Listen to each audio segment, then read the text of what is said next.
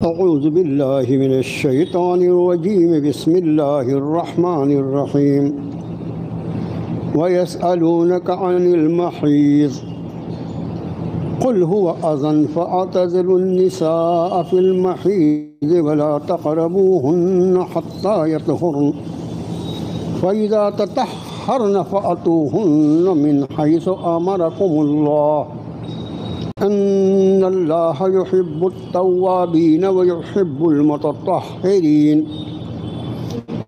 نساؤكم حرث لكم فأتوا حرثكم أنى شئتم وقدموا لأنفسكم واتقوا الله واعلموا أنكم ملاقوه وبشر المؤمنين ولا تجعلوا الله عرضة لأيمانكم أن تبروا وتتقوا وتصلحوا بين الناس والله سميع عليم لا يؤاخذكم الله باللغو في أيمانكم ولكن يؤاخذكم بما كسبت قلوبكم والله غفور حليم للذين يؤلون من نسائهم تربص 4 أشهر فإن فاءوا فإن الله غفور رحيم وإن عزموا الطلاق فإن الله سميع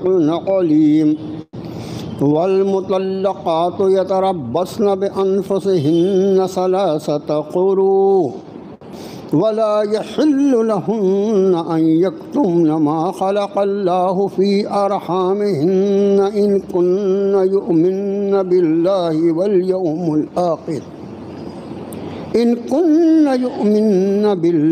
واليوم الآخر وبعولتهن أحق بردهن في ذلك إن أرادوا إصلاحا ولهن مثل الذي عليهن بالمعروف وللرجال عليهن درجة والله عزيز حكيم صدق الله العظيم آمنت بما أنزل الله من كتاب.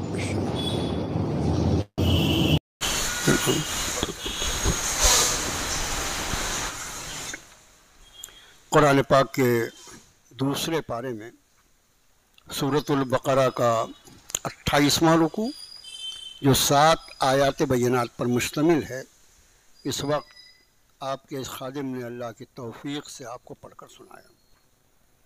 ان آیاتوں کا سب سے پہلے ترجمہ ارشاد فرمایا، اے نبی صلی اللہ علیہ وسلم، وہ لوگ آپ سے حائضہ عورت کے بارے میں یا حیض کے بارے میں حکم دریافت کرتے ہیں، آپ فرما دیجئے وہ گندگی ہے، پھر تم بیویوں سے حالت حیض میں دور رہو اور ان کے قریب نہ جانا یہاں تک کہ وہ پاک ہو جائیں، اور جب وہ پاک ہو جائیں تو پھر تم آ سکتے ہو ان کے پاس جیسا کہ تمہیں اللہ نے اجازت عطا فرمائی ہے، اور بے شک اللہ محبت فرماتے ہیں توبہ کرنے والوں سے، اور وہ محبت فرماتے ہیں صاف ستھرے پاک رہنے والوں سے۔ بیویاں تمہارے لیے کھیتیوں کی جیسی ہیں، پھر آؤ تمہاری کھیتیوں میں جہاں سے تم چاہو، اور اپنے لیے نیکیاں بھیجتے رہو اور ڈرتے رہو اللہ سے، اور جان لو اس بات کو کہ تمہیں اس سے ملاقات کرنی ہے، تم اس سے ملنے والے ہو، اور اے نبی صلی اللہ علیہ وسلم ایمان والوں کو خوشخبری سنا دی۔ تم اللہ کے نام کو نشانہ نہ بناؤ اپنی قسموں کے لیے کہ تم کوئی نیکی اور پرہیزگاری یا لوگوں کے درمیان اصلاح کے کام کرو، اور اللہ سننے والا جاننے والا ہے۔ اللہ نہیں مؤاخذہ فرمائے گا، اللہ نہیں پکڑے گا تم کو تمہاری لغو قسموں پر، بیہودہ بے معنی قسموں پر۔ ہاں مگر وہ تمہارا مواخذہ فرمائے گا، تمہاری پکڑ فرمائے گا ان پر جو تم نے دل کے ارادے کے ساتھ کیا۔ اور اللہ بڑا مغفرت فرمانے والا، بڑا برداشت فرمانے والا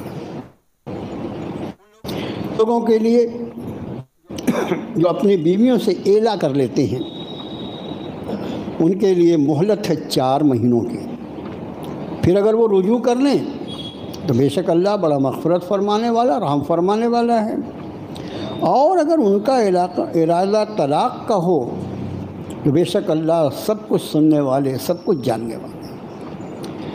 اور طلاق شدہ عورتوں کے لیے یہ حکم ہے کہ وہ روکے رکھیں اپنے آپ کو 3 حیض تک، اور نہیں ہے جائز ان کے لیے کہ وہ چھپائیں جو کچھ اللہ نے پیدا فرمایا ان کے ارحام میں، اگر وہ ایمان رکھتی ہیں اللہ پر اور آخرت کے دن۔ اور ان کے شوہر وہ زیادہ حق رکھتے ہیں اس بات کا کہ وہ چاہیں تو لوٹا لیں انہیں بعد اس کے، اور اس شرط پر کہ ان کا ارادہ اصلاح کا ہو۔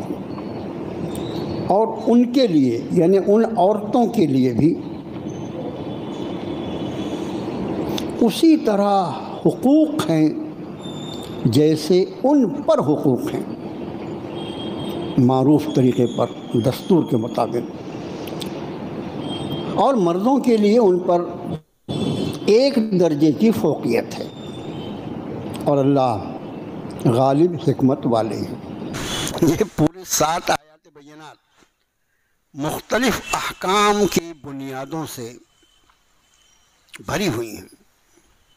کچھ ایسے الفاظ ہیں جیسے ایلا، ایلا کیا ہوتا ہے؟ ٹھیک اسی طرح جیسے کوئی بولے کہ بھئی قرآن شریف کے اصطلاح میں سورہ مجادلہ میں جو تذکرہ فرمایا اس کا علم صرف ان لوگوں کو ہے جو سورہ مجادلہ پڑھیں گے۔ تو یہاں پر ایلا کا ایک لفظ استعمال ہوا، یولو۔ یہ ایلا کیا ہوتا ہے؟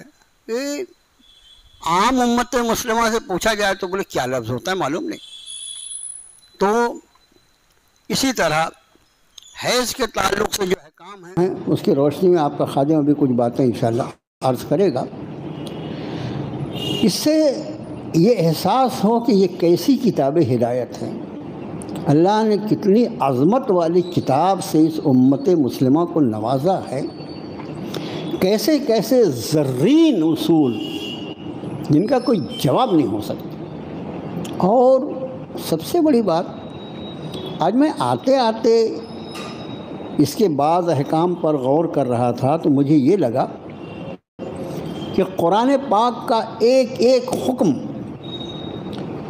اگر ہم اس پر غور و خوض کریں تو ہمیں یہ ماننے پر مجبور کر دیتا ہے کہ یہ کتاب اللہ ہے، اللہ کی کتاب ہے، اور یہ دین اسلام اسی اللہ کا بھیجا ہوا دین ہے جس نے مجھے اور ساری انسانوں کو بنایا ہے، مردوں کو بھی اسی نے بنایا، عورتوں کو بھی اسی نے بنایا۔ حیض جو ہے یہ لفظ ایسا ہے کہ سبھی لوگ جانتے ہیں، اس کا خاص تعلق جو ہے وہ طبقہ نسواں سے ہے، لیکن طبقہ نسواں پر جب یہ ایام آتے ہیں تو اس وقت ان کے شوہروں پر بھی جو پابندی ہے اس کا تذکرہ یہاں فرمایا۔ لوگ آئے اور پوچھا نبی کریم صلی اللہ علیہ وسلم کہ اللہ کے رسول صلی اللہ علیہ وسلم یہ حیض کے بارے میں کیا مسائل ہیں؟ اس وقت جو کچھ ہوتا تھا اور آج بھی جو کچھ ہو رہا ہے ایام حیض میں وہ مضحکہ خیز ہے، یعنی اس پر کہ کوئی شریف اور عقل مند آدمی اگر اس کو دیکھے اور سنے تو لگے کہ تماشا ہے، یا معاذ اللہ یہ ایام حیض جو ہیں وہ عورتوں کے لیے کوئی بڑی آزمائش کے دن ہیں۔ اس وقت اہل عرب میں جو چیز ان کے ہاں جاری ساری تھی وہ یہ کہ ایام حیض میں عورت اتنی ناپاک ہوتی ہے کہ اس کو اپنے گھر سے بالکل دور کر دیا جائے ورنہ پورا گھر ناپاک ہو جائے، الگ جیسے اپنے یہ سرونٹ کوارٹر ہوتے ہیں نا، ایسے الگ نکال کے رکھ دو۔ یہودیوں کے ہاں جو اہل کتاب امت تھی، ان کے ہاں جو مسئلہ اس وقت چلتا تھا وہ یہ کہ عورت ان دنوں میں اتنی نجس اور ناپاک ہوتی ہے کہ اگر اس کے بستر کو کوئی ہاتھ لگا دے، بستر کو کوئی ہاتھ لگا دے تو وہ 24 گھنٹے کے لیے ناپاک ہو جائے گا، اس پہ غسل واجب ہو جائے گا۔ یہودیوں کے یہ تھا۔ اور یہ جو ہمارے یہاں 33 کروڑ والے ہیں نا، ان کے ہاں دیکھو اللہ کا شکر ہے کہ جو دین اللہ ہوگا ہمیشہ اس کا سر اٹھا رہے گا، اور اس کے قوانین جو رہیں گے وہ ابدی اور دائمی رہیں گے۔ ہمارے یہاں کسی قرآنی قانون، یہ کسی کی عقل ماری جائے یا کسی پر پاگل پن سوار ہو جائے، کوئی مسلمانوں کو زبردستی پریشان کرنا چاہے، اس کے لیے بیکار کی بات کرے، اس کی کوئی گنتی نہیں۔ 1500 سال ہو گیا اس اللہ کی کتاب کے نزول کو، اور قرآن تک اور قیامت تک اس کے قوانین جاری ساری رہیں گے۔ کسی ایک قانون کے بارے میں بھی کوئی شریف ایماندار مسلمان یہ کبھی اس کے دل میں خیال نہیں آ سکتا کہ یا اللہ یہ قانون کیوں، کبھی نہیں۔ ان حنوط کے ہاں اس حالت میں، حالت حیض میں عورت، یہ میں نہیں کہہ رہا ہوں، ان کے ایک ذمہ دار آدمی نے جب اس عنوان پر اللہ پاک نے آج سے برسوں پہلے بہت پڑھے لکھے آدمی اور بہت سمجھدار آدمی، بہت اور مذہبی آدمی تھے، ان سے جب ہمارا واسطہ پڑا، جب بات مجھے لگا بات کرتے کرتے حیض پر آ گئی۔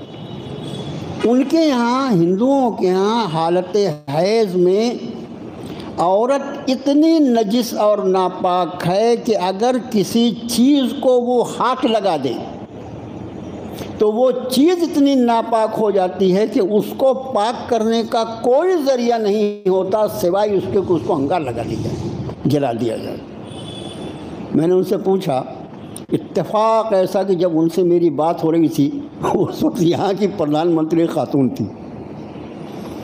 بہرحال وہ خاتون کا تو کوئی مسئلہ نہیں، لیکن میں نے ان سے یہ پوچھا کہ حضور والا، اگر آپ کا یہ قانون صرف جو حالت حیض کے بارے میں آپ بتا رہے ہیں کہ یہ قانون ہے، اگر اس پر عمل کیا جائے تو حقیقت یہ ہے کہ پورے ملک کو انگار لگانا پڑے گا۔ یہ عورت کہاں نہیں ہے، بس میں وہ ہے، ٹرین میں وہ ہے، ہوائی جہاز میں وہ ہے، آفس میں وہ ہے، ہر جگہ تو وہ ہے نا۔ اب میں نے کہا اس وقت تو ماشاءاللہ پردھان منتری کی سیٹ پہ بھی بیٹھی ہوئی ہیں۔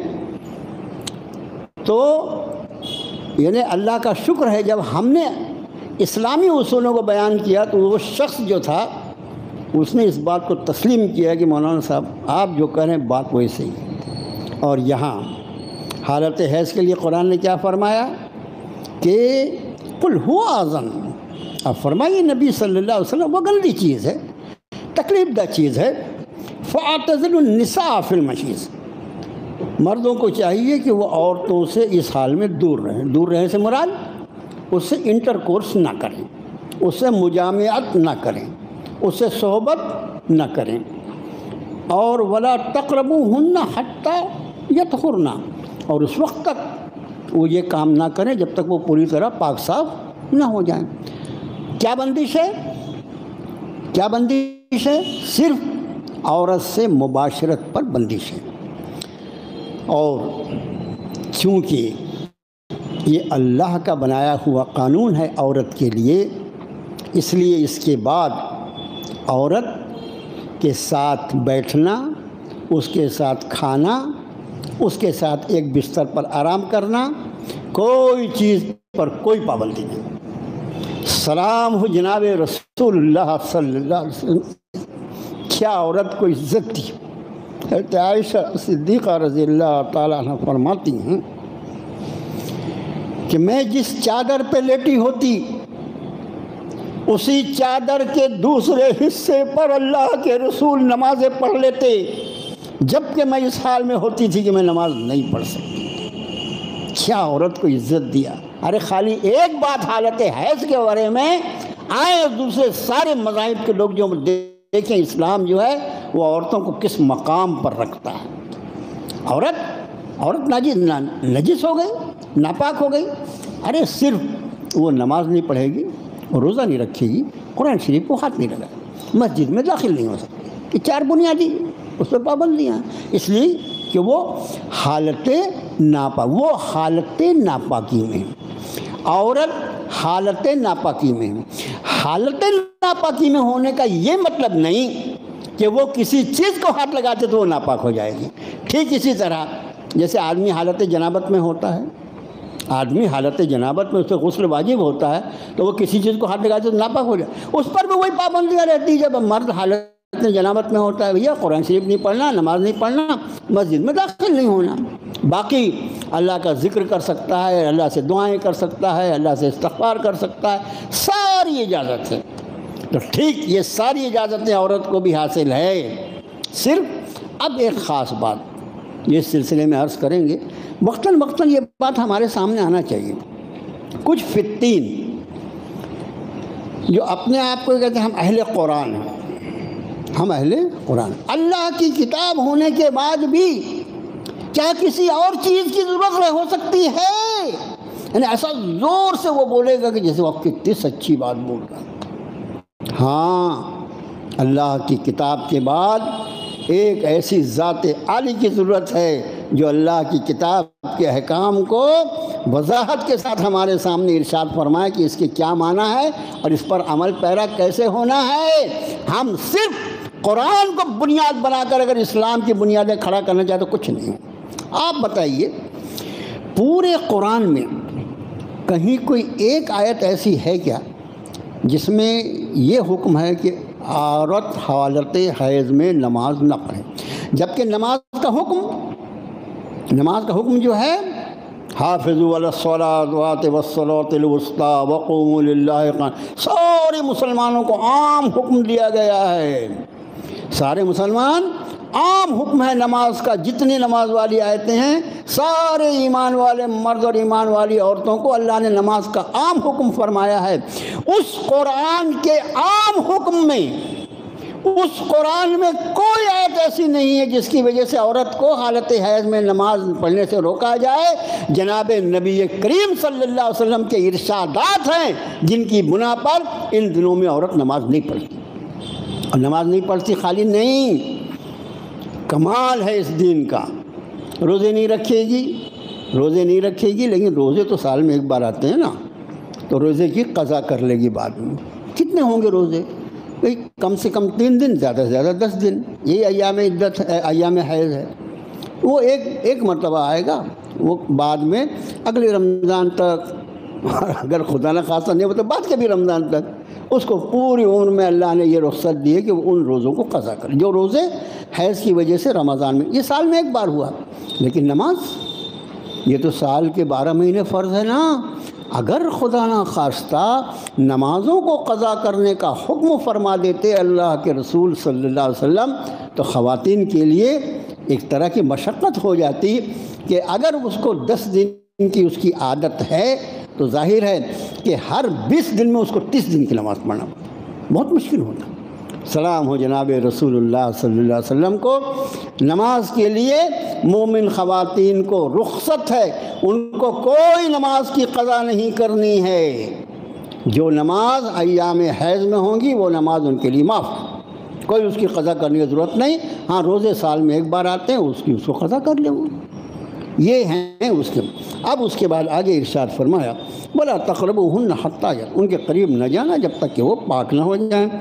فَإِذَا تَطَهَّرْنَ فَأْتُوهُنَّ مِنْ حَيْثُ أَمَرَكُمُ اللَّهُ، جب وہ پاک ہو جائیں تو جیسے یہاں امر کا ترجمہ ہے، امر کا مطلب حکم ہوتا ہے، یہاں اس کا اچھا ترجمہ ہمارے علماء نے کیا ہے، جب وہ پاک ہو جائیں تو پھر جیسے اللہ نے تم کو اجازت مرحمت فرمائی ہے بیوی سے قربت کرنے کی، ویسے قربت کر سکتے ہو۔ ان اللہ یحب التوابین و یحب المتطہرین، بے شک اللہ بڑی محبت فرماتا ہے توبہ کرنے والوں سے اور وہ محبت فرماتا ہے پاک صاف رہنے والوں سے۔ توبہ کرنے والے، اللہ کی طرف رجوع کرنے والے اور پاک صاف، جتنا زیادہ آدمی اپنے آپ کو پاک صاف رکھے اللہ کے نزدیک اتنا زیادہ محبوب ہوتا ہے۔ یہی وجہ ہے ایک حدیث شریف میں اللہ کے رسول صلی اللہ علیہ وسلم نے فرمایا کہ اگر تم چاہتے ہو کہ فرشتے تم سے دوستی کریں، ہم بھی چاہتے ہیں نا، آپ بھی چاہتے ہوں گے، ہر آدمی چاہتا ہے کہ فرشتے دوستی کریں۔ آپ نے فرمایا اگر تم چاہتے ہو کہ فرشتے تم سے دوستی کریں تو تم باوضو رہنے کی عادت ڈالو۔ آدمی جب باوضو ہوتا ہے، کیونکہ طہارت کی سب سے اعلیٰ قسم آدمی کا باوضو ہونا ہے، ایک ہوتا ہے باغسل ہونا، اسے حدث اکبر نہ ہو، جو بہت اچھی بات ہے۔ ناپاک آدمی کہاں کتنی دیر رہے گا؟ تھوڑی دیر کی جو مہلت ہے، اگلی نماز کے پہلے اس نے غسل کر کے نماز پڑھنا پڑے گا اس کو۔ لیکن وضو جو ہے نماز کے لیے تو وہ شرط ہے، لیکن نماز کے باہر بھی جب وہ باوضو رہے گا تو اس کی پاکی اور طہارت اتنی پسندیدہ ہو جائے اللہ کی بارگاہ میں کہ فرشتے اس سے دوستی کریں۔ اب فرشتے دوستی کریں تو آدمی کی شکل میں السلام علیکم میں آپ کا دوست ہوں ایسا نہیں ہوگا، لیکن یہ کہ ان کی دوستی کے اثرات بھی آدمی پہ پڑیں گے۔ شیطان جتنا ہم سے قریب رہتا ہے اتنا گناہوں کی طرف ہماری توجہ ہوتی ہے۔ آپ سمجھ گئے؟ بعض ایسے کام ہیں جس کی وجہ سے شیطان ہمارے قریب ہو جاتا ہے، جیسے وَمَن يَعْشُ عَن ذِكْرِ الرَّحْمَٰنِ نُقَيِّضْ لَهُ شَيْطَانًا فَهُوَ لَهُ قَرِينٌ۔ قرآن نے کہا جو کوئی رحمان کے اس ذکر یعنی قرآن سے دور بھاگے گا، اس سے کترا کے نکلنے کی کوشش کرے گا، نُقَيِّضْ لَهُ الشَّيْطَانُ، ہم اس پر ایک شیطان کو مسلط کر دیں گے، وہ اس کے پیچھے لگ جائے گا۔ وہ شیطان پیچھے لگ گیا تو وہ تم کو بھلائی کا حکم دے گا۔ لیکن اس کے مقابلے میں جب فرشتے ہم سے دوستی کریں اور ہمارے ساتھ رہیں تو ان فرشتوں کی برکت سے آدمی کی طبیعت میں نیکیوں کا پر ابھار آئے گا، اس کو خیر پسند آئے گا، اللہ کی نافرمانیوں کے ماحول سے اس کو وحشت ہوگی، وہ اس سے دوری اختیار کرے گا۔ فرشتوں کا ساتھ ہونے کی وجہ سے ہمیشہ وہ خیر اور نیکیوں کے کام میں آگے بڑھتا رہے۔ آگے ارشاد فرمایا نساؤکم حرث لکم، عورتیں تمہاری کھیتی کے بمنزلہ ہیں، کھیتی کی طرح ہیں۔ بس لفظی ترجمہ بیویاں تمہاری کھیتیاں ہیں۔ کھیتیاں کس اعتبار سے؟ آل اولاد کی جو اللہ کی اتنی بڑی عطا ہے وہ انہی بیویوں کے ذریعے اللہ عطا فرماتے ہیں نا بھائی۔ ان بیویوں کا یہ سمجھ میں نہیں آتا کہ قوم مسلم جس کے اعلیٰ ترین اخلاق کی تعلیم اس کے نبی نے اس کو اتنی شدت سے فرمائی ہے جس کی کوئی حل نہیں، وہ اپنی عورتوں کے ساتھ بد اخلاقی کرتا ہے۔ ارے کبھی عورت کی وجہ سے کوئی تکلیف پہنچ جائے تو اس کے احسانات کو بھی تو یاد کرو یار۔ یہ عورت جو اپنے میکے کو اپنے ماں باپ کو چھوڑ کر آئی ہے نا، اس کی آنے کی وجہ سے میری نسل آگے چل رہی ہے۔ اگر ایک عورت اللہ اور اس کے رسول کے نام پہ میرے گھر میں قدم نہیں رکھتی، ہوتا میں اپنے گھر کا کوئی بھی بہت بڑا مفتی اعظم، میری نسل ختم ہو جائے، میری نسل چلانے میں اس اور احسان ہے۔ اب یہ بھی تو خیال کرو، کبھی کوئی بات خلاف مزاج ہو جائے، وہ تو 2-4 بار ہمارے خلاف مزاج کرتی ہے، ہم تو 40 بار اس کے خلاف مزاج کرتے ہیں جب ہم کو خیال نہیں آتا۔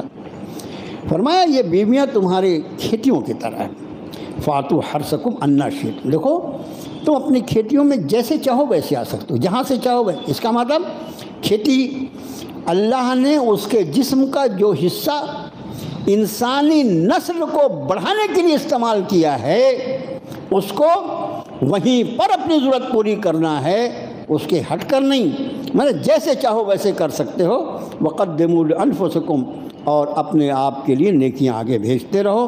واتقوا اللہ، لحاظ کرو اللہ کا، وَاعْلَمُوا أَنَّكُمْ مُلَاقُوهُ، جان لینا کہ تمہاری اس سے ملاقات ہونے والی ہے۔ وَبَشِّرِ الْمُؤْمِنِينَ، نبی صلی اللہ علیہ وسلم سارے ایمان والوں کو جن احکام پر عمل کرنے والے وہی مومن ہوں گے نا، مومن ہوگا تو انہی پر عمل کرے گا نا، اس کے خلاف نہیں جائے گا۔ اب یہ مسئلہ خیال رکھیں، 2 مسئلے۔ حالت حیض میں صحبت کرنے سے منع کیا، اگر اللہ نہ کرے کوئی شخص کر لے تو انتہائی شدید گناہ، اس پر کوئی کفارہ نہیں ہے لیکن بہت شدید گناہ، اور اس کے بعد انتہائی درجے کی توبہ، اور علماء نے لکھا ہے بہت ہی ندامت، رونا دھونا اور کچھ صدقہ خیرات، اس پر کوئی کفارہ نہیں ہے، لیکن بہت ہی شدید اللہ نے کہہ دیا وَلَا تَقْرَبُوهُنَّ، ان کے قریب میں۔ آپ ذرا سوچیں کون فرما رہا ہے؟ کون فرما رہا ہے؟ اللہ فرما رہا ہے، ان کے قریب مت جاؤ۔ اس کے بعد بھی قریب جاتا ہے، اللہ کا خلاف کرتا ہے، اللہ کے حکم کے خلاف کرتا ہے، کتنی بڑی جسارت ہے، بہت بڑا گناہ ہے۔ دوسرے یہ بات جو ارشاد فرمائی کہ فاتو حرثکم انا شئتم، تم اپنی کھیتیوں میں آؤ جہاں۔ اس کا ایک اور معنی ہے، بہت وضاحت کے ساتھ میں عرض کرتا ہوں۔ بعض مسائل ایسے ہوتے ہیں کہ جن کو تھوڑا پھیلا کے بتایا جائے، تھوڑا گول گول ایسا ایسا ایسا، تو آدمی سمجھ میں جائے۔ جیسے آج جمعے میں جو بیان چل رہا ہے وہ نماز کی شرائط، فرائض نماز۔ فرائض نماز میں ایک بات میں نے آج عرض کیا، تو اس کے بعد میرے بچے نے ایک سوال کیا، اس سوال پر مجھے بہت ہنسی آئی۔ میں نے کہا یہ تو بہت آسان تھا ایسا مسئلہ بتانا۔ آپ اپنی نماز، دوسروں کی نماز کی فکر زیادہ، اپنی نماز کی فکر کرو میرے بھائیوں۔ ایک عام غلطی مسلمانوں کی یہ ہے، جو نماز پڑھتے ہیں 90% تو باہر ہی ہیں، 10% جو پڑھتے ہیں ان کی بھی یہ کہ قرات جو ہے وہ نماز میں فرض ہے۔ قرات نماز میں فرض ہے۔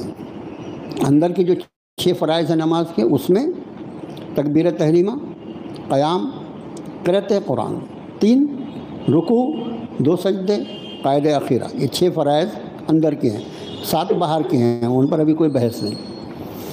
قرات فرائض میں قرات قرآن، اور واجبات نماز میں دیکھیں گے تو سورہ فاتحہ پڑھنا واجب، اور اس کے ساتھ قرآن کی کوئی سورت ملانا واجب۔ ارے قرات قرآن اور پھر یہ واجب، یہ کیا ہے؟ مسئلہ سمجھ میں نہیں آتا نا۔ اصل میں یہ ہے، قرات کا لفظ جو ہے اس کا اطلاق اس پر ہوتا ہے جب آدمی کوئی چیز زبان اور ہونٹ کی حرکت سے ادا کرے۔ میں بھی بول رہا ہوں تو میرے ہونٹ بھی ہل رہے ہیں، زبان بھی ہل رہی ہے نا۔ اللہ کی عطا ہے، الم نجعل لہ عینین ولسانا وشفتین، یا ہم نے اس کو، ہم نے 2 آنکھیں نہیں دیں اس ناشکرے کو؟ پوچھو الم نجعل لہ عینین، ہم نے اس کو 2 آنکھیں نہیں دی، ولسان ایک زبان، وشفتین 2 ہونٹ، زبان اور ہونٹ، اس کی حرکت کا نام الفاظ کا نکلنا ہے۔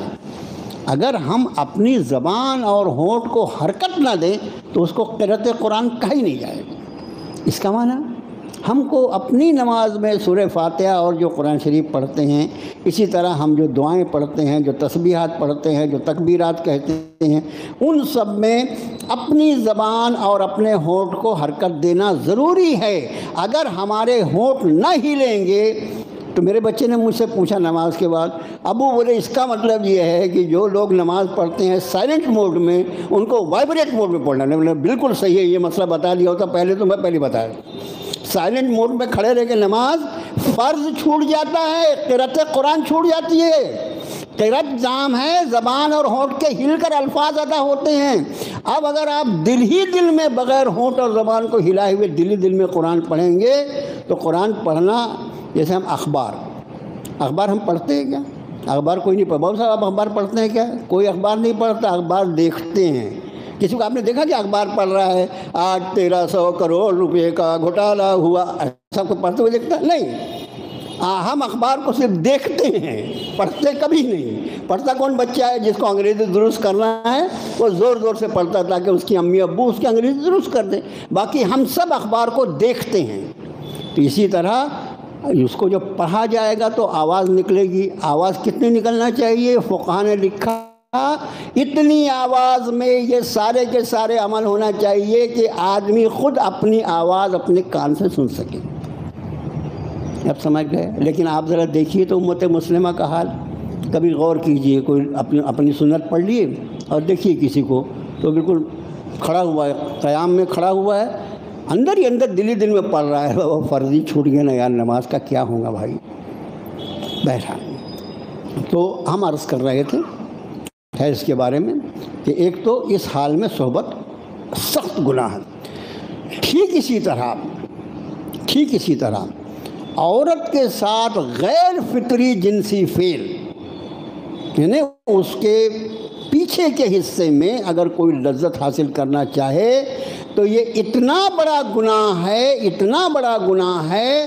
اللہ کے رسول صلی اللہ علیہ وسلم نے فرمایا، کوئی شخص اگر کسی نجومی کے آگے اپنا ہاتھ پھیلائے اور نجومی کی بات کی تصدیق کرے یا اپنی عورت کے ساتھ خلاف فطرت فعل کرے، فرمایا اس نے انکار کر دیا اس دین کا جس کو دے کر اللہ نے محمد رسول اللہ کو بھیجا، اتنا سخت گناہ ہے، معلوم ہونا چاہیے بھائی، اس کو کب تک چھپا کے رکھیں گے مسائل۔ آگے فرمایا وَلَا تَجْعَلُوا اللَّهَ عُرْضَةً لِأَيْمَانِكُمْ أَن تَبَرُّوا وَتَتَّقُوا وَتُصْلِحُوا بَيْنَ النَّاسِ۔ دیکھو اللہ کے نام کو نشانہ مت بناؤ کہ قسمیں کھا کر کہ تم کوئی نیکی کرو، کوئی پرہیزگاری کرو یا اصلاح بین الناس کرو۔ اس آیت شریفہ کا اصل معنی یہ ہے، ہمارے یہاں بھی بعض لوگ ہوتے ہیں بھیا میں کسی کے بیچ میں بولتا ہی نہیں، سب سے میٹھا میٹھا بن کے رہنا چاہتا ہوں۔ کوئی کتنا بھی گناہ کرے، کوئی کتنی بھی اللہ کی نافرمانی کرے، یا بہت ادب سے کہا جائے تو کوئی کتنی بھی بے غیرتی کرے، مجھ کو غیرت نہیں آتی۔ میں دیندار آدمی ہوں، متقی آدمی ہوں، اپنی نظر نیچے رکھتا ہوں، 5 وقت کی نماز پڑھتا ہوں، اشراق اور تہجد پڑھتا ہوں، روزہ رکھتا ہوں، نفل روزہ رکھتا ہوں، فرض روزہ رکھتا ہوں، ذکر اللہ کرتا ہوں، اللہ کی نافرمانی پہ مجھے کبھی غیرت نہیں آتی۔ میں بے غیرت کہیں کہ اپنے اندر غیرت پیدا کر۔ اللہ کے رسول صلی اللہ علیہ وسلم نے فرمایا من احب للہ وابغض للہ وعطا للہ ومنع للہ فقد استکمل الایمان۔ جس نے اللہ کے لیے محبت کی، اللہ کے لیے دشمنی کی، اللہ کے لیے روک لیا، اس نے ایمان کی تکمیل کر لی۔ کیسا تیرا ایمان ہے کہ اللہ کی نافرمانی پہ تجھ کو غصہ نہیں آتا؟ ارے غصہ بھی آنا چاہیے، جہاں اللہ کی نافرمانی وہاں بھی غصہ نہ آئے تو انسان ہے کہ کون سی مخلوق ہے بھائی۔ یہاں پر یہ حکم ہے کہ بعض لوگوں کو کہا جاتا کہ بھئی وہ 2 لوگوں میں جھگڑا ہے، ذرا اصلاح کر دو، بیچ میں پڑھو بھائی، ان کو میل ملا۔ میں نے قسم کھا لیا ہوں کبھی کسی کے بیچ میں نہیں بولوں گا۔ ہمارے بھی اتنے شریف لوگ ہیں، بڑے اعلیٰ درجے کے دیندار، نہیں بولنے کو تیار، اس لیے کہ جب 2 لوگوں میں اختلاف ہے اور ہم ان کا فیصلہ کرنے جائیں گے تو ظاہر ہے کہ فیصلہ ایک کے حق میں ہوگا، وہ تو خوش ہو کے اپنے گھر چلا جائے گا، اور جس کے خلاف فیصلہ دیں گے یقینی طور پر اس کے دل میں ہمارے لیے دشمنی بڑھ جائے گی۔ اس میں ڈرنے کی کیا بات ہے؟ اللہ کے لیے کوئی اپنے ذات کے لیے کتنی دشمنی لینے کے لیے تیار رہتے؟ ارے ذرا سی بات میں تو تلوار نکالتے ہیں، تو کبھی اللہ کے لیے بھی عداوت لو نا۔ یہاں فرمایا تم اللہ کے نام کو، اس کی قسمیں کھا کر اس کو بہانہ مت بناؤ کہ نہیں میں کوئی نیکی کا کام نہیں کروں گا، اصلاح نہیں کروں گا، نہیں، ایسا نہیں کرنا۔ اب آگے فرمایا لا یؤاخذکم اللہ باللغو فی ایمانکم، اللہ تمہاری لغو قسموں، لغو کا مطلب کیا ہوتا ہے؟ بے معنی۔ اس کو اپنے یہاں اردو میں بیہودہ جو بولتے ہیں نا، کچھ الفاظ ایسے ہیں کہ اس کو بولو تو لوگ معنی کیا معنی سمجھ لیتے ہیں۔ بیہودہ کا مطلب بے مطلب، کوئی کام نہیں ہے۔ جیسے ایک آدمی جو ہے کوئی کام کرے، بھئی اس کی وہ عبادت میں سے ہو، اس کی معیشت میں سے ہو، جیسے رات میں آدمی جاگ رہا ہے، ایک آدمی جو ہے وہ اس کی ڈیوٹی نائٹ ڈیوٹی ہے بیچارے کی، کیا کرے گا وہ جاگ رہا ہے، تو میری نائٹ ڈیوٹی نہیں تو میں تو سو جاؤں عشاء کے بعد، جا کے عشاء کے بعد سو جاؤں، اور اس کے بعد پھر اس کی برکت سے فجر میں جلدی آنکھ کھل جائے گی انشاءاللہ۔ زبردستی بیٹھے بکواس کرتے ہوئے، ساری دنیا کی فکر، وہاں یہ ہو رہا ہے، وہاں وہ ہو رہا ہے، وہاں وہ ہو رہا ہے، یہ کام ہے کچھ کرنے کا؟ یہ لغو کام ہے۔ قرآن شریف نے ایمان والوں کی یہ صفت بیان، وَهُمْ عَنِ اللَّغْوِ مُعْرِضُونَ، لغویات سے ایمان والے دور رہتے ہیں، اعراض کرتے ہیں، ارے یہ کام میرے کرنے کا نہیں بھائی، مجھے اللہ نے ایمان کی دولت عطا فرمائی ہے، میرا ایک ایک لمحہ اللہ کی عطا ہے میرے لیے، ایک ایک لمحہ مجھے موت کے قریب کر رہا، میں بکواس کرتے بیٹھوں گا، لطیفہ گوئی کروں گا، اپنا وقت ضائع کروں گا؟ تو فرمایا لا یؤاخذکم اللہ باللغو فی ایمانکم، اللہ تمہاری لغو قسموں پر پکڑ نہیں فرمائیں گے۔ قسم جو ہے، قسم ایک تو صرف اللہ کی، اللہ کے سوا کسی کی قسم نہیں کھائی جا سکتی۔ جس چیز پر اللہ کی قسم کھائی جائے یہ خیال رہے کہ وہ چیز سچ ہونا چاہیے۔ جھوٹی قسم اللہ کی، اللہ کے نام کی بے ادبی ہے، شدید گناہ۔ اب قسم کی 3 قسمیں علماء نے بیان فرمائی، ایک ہے قسم لغو، ایک ہے قسم منعقدہ، اور ایک ہے قسم غموس۔ اس کا نام آپ کو یاد کرنے کی ضرورت نہیں، کبھی ضرورت پڑے تو پوچھ لینا فون کر کتنی قسمیں، 3 قسمیں ہیں۔ لغو قسم کیا ہے؟ کسی بات پر قسم کھانا نہیں چاہتا تھا، بات میں اس کے منہ سے اللہ کی قسم، پہلی بات تو اللہ کی قسم کھانے کی عادت بن گئی، نکل گئی غلطی سے، یہ لغو ہے۔ بولنا نہیں چاہتا تھا، نکل گئی، اللہ کو خوب معلوم میرا بندہ بڑا کمزور ہے، اس کے منہ سے پھسل گئی زبان، معاف کر دیتے اللہ۔ دوسری لغو قسم یہ ہے کہ کسی چیز پر جو آئندہ ہونے جو گزر چکی ہے اس کے بارے میں معلوم نہیں تھا، زبردستی اس پہ قسم کھا لیا، اور قسم ایسی کھا لیا کہ وہ غلط. جیسے مثلا زید آیا تھا، زید نہیں آیا تھا، اس نے قسم، اللہ کی قسم زید آیا تھا، حالانکہ وہ آیا نہیں تھا. یہ اس کو معلوم نہیں تھا، زبردستی الٹی سیدھی قسم کھا لی. اللہ معاف کر. اس کو سب لغو قسمیں کہتے ہیں. لغو غموس جو ہے اس کی وہ بھی ایک قسم ہے، اس کے تشریح میں نہیں جاتے. منعقدہ، وہ قسم جو پورے ہوش و حواس کے ساتھ پورے دل کے ارادے سے کھائی جائے اس کو قسم منعقدہ کہتے ہیں. جس بات پر قسم کھا لی جائے اس بات پر قائم رہنا ضروری ہے، اور اگر کسی وجہ سے اس پر قائم نہیں رہ سکا تو قسم ٹوٹ جائے گی، اور جب قسم ٹوٹے گی تو پھر قسم کا کفارہ ادا کرنا. ابھی قسم کے کفارے میں جائیں گے تو دوسرے مضامین رہ جائیں گے، اس لیے یہ قسم کا کفارہ کب؟ جس قسم کو جس چیز پر قسم کھایا اس چیز پر اگر قائم رہتا ہے تو پھر ٹھیک ہے، قسم کھایا اس پر قائم رہے. لیکن کبھی اس پر قائم نہیں رہ سکا تو قسم ٹوٹے گی، اور قسم ٹوٹے گی تو اس کا کفارہ ادا. ہمیشہ خیال رکھو کہ قسم کا کفارہ قسم کے ٹوٹنے کے بعد واجب ہوگا. اگر کوئی قسم کے ٹوٹنے کے پہلے زیادہ تقوی بگھار کے ایڈوانس کفارہ ادا کر دے تو کفارہ نہیں ہوگا. کیوں؟ جیسے ہم نے یہ قسم کھا لی، لے جاتے تھے بار بار گاڑی کہیں بھی ٹھوک کے آ جاتے تھے، اس کو مار دیا اس کو مار دیا. بچوں نے کہا کیا ابو آپ کیوں زبردستی گاڑی چلاتے ہو، ہم لوگ کو بولا کر ہم لے جائیں جہاں آپ کو جانا ہے. میں نے بھی ان کو دل رکھنے کے لیے قسم کھا لی. میں قسم کھاتا ہوں بھائی اب میں گاڑی نہیں چلاؤں گا، اب میرے ذمہ یہ ہے کہ میں اب گاڑی نہ چلاؤں. پھر کسی دن ایسے حالات آ گئے کہ آدمی کو گاڑی چلانا پڑا. اب تو قسم ٹوٹے گی نا، تو گاڑی چلائے گا جب قسم ٹوٹے گی.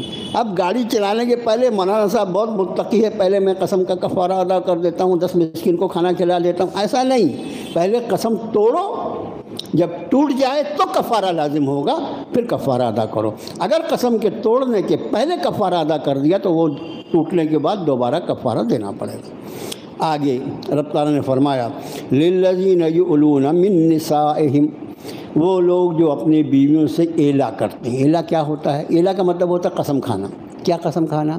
عورت سے دو بات ہو گئی، دو بات کیا بلکہ 4 بات ہو گئی، زیادہ جھگڑا ہو گیا، اور اس نے غصے میں یہ قسم کھا لیا کہ میں تیرے پاس نہیں آؤں گا. یہاں تیرے پاس نہیں آؤں گا سے مراد میں تجھ سے صحبت نہیں کروں گا. اس قسم کے بعد اگر فرمایا للذین یؤلون من نسائہم، یعنی عورت کے پاس نہ جانے کی قسم کھانے کو ایلا کہتے ہیں. تربص 4 اشہر، ان کے لیے مہلت ہے 4 مہینے کی. اگر قسم کھا بھی لیا ہے کسی غصے میں کہ میں تیرے پاس نہیں آؤں گا، تیرے سے قربت نہیں کروں گا، تو 4 مہینے کی مہلت ہے. 4 مہینے کے اندر تو اپنی قسم سے رجوع کر لے، اس سے اپنی ضرورت پوری کر لے اور قسم کا کفارہ ادا کر دے. فرمایا تربص 4 اشہر، 4 مہینے کی اس کو مہلت ہے. فَإِنْ فَاؤُوا، پھر اگر وہ رجوع کر لیں تو فَإِنَّ اللَّهَ غَفُورٌ رَحِيمٌ، اللہ معاف فرمانے والا ہے. جس بات کی قسم کھایا تھا کہ میں ایسا نہیں کروں گا وہ کر لے، اور اس کے بعد چونکہ قسم کھایا تھا قسم ٹوٹ گئی، اب قسم کا کفارہ ادا کر دے. لیکن یہ مہلت کتنی ہے؟ 1 2 سال کی نہیں، 4 مہینے. اس 4 مہینے کے اندر اگر اس نے ایسا نہیں کیا تو پھر قرآن فرماتا ہے وَإِنْ عَزَمُوا الطَّلَاقَ، اور اگر ان کا ارادہ طلاق کا ہو فَإِنَّ اللَّهَ سَمِيعٌ عَلِيمٌ، اللہ سننے والا علم والا ہے. 4 مہینے کے اندر اگر اپنی قسم سے رجوع نہیں کرتا اور 4 مہینہ جیسے پورا ہوتا ہے اس پر طلاق بائن پڑ جائے گی. یہ بھی طلاق کا ایک طریقہ ہے. بیوی کے پاس نہ جانے کی قسم کھا لینا اور 4 مہینے کے اندر اپنی قسم سے رجوع نہ کرنا. جیسے ہی 4 مہینے کی مدت پوری ہوگی بیوی پر طلاق بائن پڑ جائے گی بغیر طلاق کا لفظ استعمال کیے ہوئے. اس کو ایلا کہتے ہیں. اور یہ کس کو معلوم؟ آپ ہم کو اللہ کے فضل سے آپ کو اور مجھے معلوم ہے، اس لیے کہ اللہ نے اس آیت شریفہ کو پڑھنے کی توفیق عطا فرمایا۔ اب بیچارہ جس نے کبھی پڑھا اس کو کیا معلوم کہ الہ کس کو بولتے ہیں۔ پھر فرمایا والمطلقات۔ اب اس کے بعد میرے بھائیوں طلاق کے احکام شروع ہو رہے ہیں۔ اگلا رکوع جو والطلاق مرتان سے شروع ہوتا ہے، طلاق کے بارے میں کچھ بنیادی غلطیاں، یعنی ہمارے علم کی کمی کس طرح ہمارے پیروں کا بندھن بن جاتی ہے اور کس طرح ہم ذریعہ بن جاتے ہیں اسلام کو بدنام کر۔ ہم ذریعہ بنتے ہیں، باہر والے کی کیا تو اس کو کیا معلوم اسلام کیا ہے۔ اسلام کے احکام ہمارے لیے، ایمان والوں کے لیے نا۔ ہم اپنی لا علمی اور جہالت کی وجہ سے پوری امت مسلمہ کہانی، جیسے ابھی میں نے نماز کے بارے میں بتایا آپ سے، یہ نماز میں تھوڑا زبان اور ہونٹ ہلانا، بھیا کھڑا ہے بالکل سیدھا چپ چاپ موڈ میں، ویسا نہیں ہوتا بابا، الفاظ ادا کرو۔ کتنی بڑی غلطی ہے، بہت سارے لوگ کر رہے ہیں، اس لیے کہ علم نہیں ہے بیچاروں کو۔ ٹھیک اسی طرح طلاق، نکاح جو ہے، نکاح کے ہوتے ہی ایک آدمی کو طلاق کا حق مل جاتا ہے۔ تو جیسے اس کو نکاح کے احکام معلوم ہے تو اس کو طلاق کے بھی احکام معلوم ہونا چاہیے نا یار۔ اپنا آدھی معلومات کیوں رکھتا ہے، وہ معلوم ہونا چاہیے۔ طلاق کی قسموں میں ایک طلاق کنایہ ہے۔ طلاق کنایہ جیسے ایلا میں طلاق کا لفظ نہیں استعمال کرتا، وہ قسم کھا لیا، 4 مہینے کے اندر اس نے نہیں رجوع کیا، طلاق پڑ گئی، طلاق بائن پڑ گئی، رجعی نہیں بائن پڑ گئی، نکاح پھٹ سے ٹوٹ جاتا ہے۔ اب طلاق بائن کیا ہوتی ہے وہ انشاءاللہ اگلے درس میں وہ مضمون آ جائے گا، طلاق بائن کیا ہے، طلاق رجعی کیا ہے۔ انشاءاللہ کوشش کرے گا آپ کا یہ خادم کہ ہمارے ذہن میں طلاق کے بارے میں اللہ کا یہ وہ قانون ہے جو انسانیت پر احسان ہے، اور اس احسان عظیم کو دشمنان اسلام نے اس طرح سے اس کو بتایا ہے کہ یہ معاذ اللہ اسلامی قانون جو ہے یہ جابرانہ ہے، ظالمانہ ہے، جو اللہ کا احسان ہے۔